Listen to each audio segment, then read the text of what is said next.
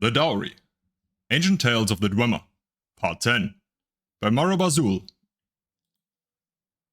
Yinlei was the wealthiest landowner in Gunnel, and he had over the years saved a tremendous dowry for the man who would marry his daughter, Jenefra. When she reached the age of consent, he locked the gold away for safekeeping and announced his intention to have her marry. She was a comely lass, a scholar, a great athlete, but dour and brooding in aspect.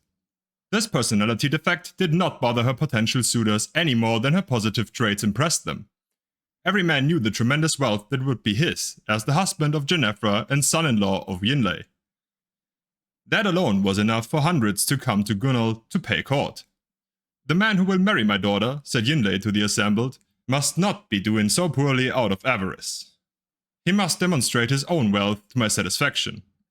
This simple pronouncement removed a vast majority of the suitors, who knew they could not impress the landowner with their meager fortunes. A few dozen did come forward within a few days, clad in fine killer cloth of spun silver, accompanied by exotic servants traveling in magnificent carriages. Of all who came who met with Yinlei's approval, none arrived in a more resplendent fashion than Wellen Nerlich. The young man, who no one ever heard of, arrived in a shining ebon coach drawn by a team of dragons, his clothing of rarest manufacture and accompanied by an army of the most fantastic servants any of Gunnel had ever seen. Valets with eyes on all sides of the heads, maidservants that seemed cast in gemstones. But such was not enough with Yinlei. "The man who marries my daughter must prove himself an intelligent fellow, for I would not have an ignoramus as a son-in-law and business partner," he declared.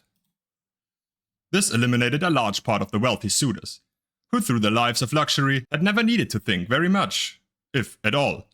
Still, some came forward over the next few days demonstrating their wit and learning, quoting the greatest sages of the past and offering their philosophies of metaphysics and alchemy. Wayland Nerlich too came and asked Yinlei to dine at the villa he had rented outside of Gunnel.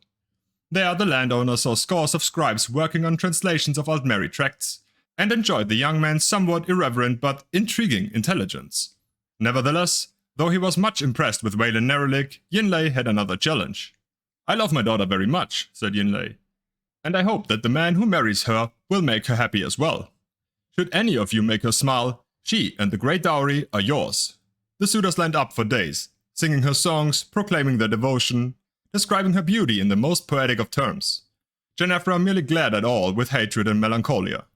Yinlei, who stood by her side, began to despair at last. His daughter's suitors were failing to a man at this task. Finally, Wayland Nerlich came to the chamber. "I will make your daughter smile," he said. "I dare say I'll make her laugh, but only after you agree to marry us. If she's not delighted within an hour of our engagement, the wedding can be called off." Yinlei turned to his daughter. She was not smiling, but her eyes had sparked with some morbid curiosity in this young man. As no other suitor had even registered that for her, he agreed. "The dowry is naturally not to be paid till after you've wed," said Yinlei. "Being engaged is not enough." "Might I see the dowry still?" asked Wayland. Knowing how fabled the treasure was and understanding that this would likely be the closest the young man would ever come to possessing it, Yinlei agreed. He had grown quite fond of Wellen. On his orders, Wellen, Yinlei, Glum Jenefra, and the Castellan delved deep into the stronghold of Gunnel. The first vault had to be opened by touching a series of runic symbols. Should one of the marks be mispressed, a volley of poisoned arrows would have struck the thief. Yinlei was particularly proud of the next level of security. A lock composed of blades with 18 tumblers required 3 keys to be turned simultaneously to allow entry.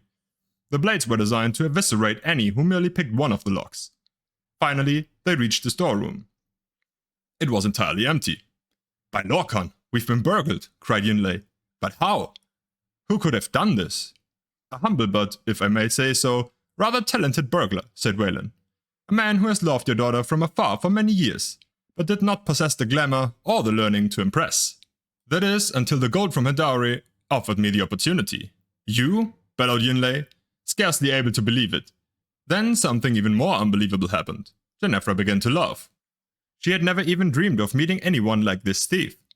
She threw herself into his arms before her father's outraged eyes.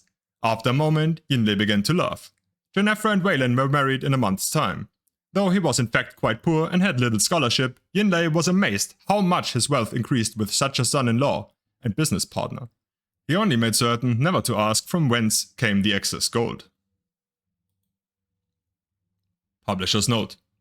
The tale of a man trying to win the hand of a maiden whose father, usually a wealthy man or a king, tests each suitor is quite common. See for instance the more recent Four Suitors of Benita by Joel Jolivas. The behavior of the characters is quite out of character for the Dwemer. No one today knows their marriage customs, or even if they had marriage at all. One rather odd theory of the disappearance of the Dwemer came from this and a few other tales of Morab Azul. It was proposed that the Dwemer never, in fact, left. They did not depart Nirn, much less the continent of Tamriel, and they are still among us, disguised. The scholars use the story of Azura and the Box to suggest that the Dwemer feared Azura, a being they could neither understand nor control, and they adopted the dress and manner of Chimer and Altmer in order to hide from Azura's gaze.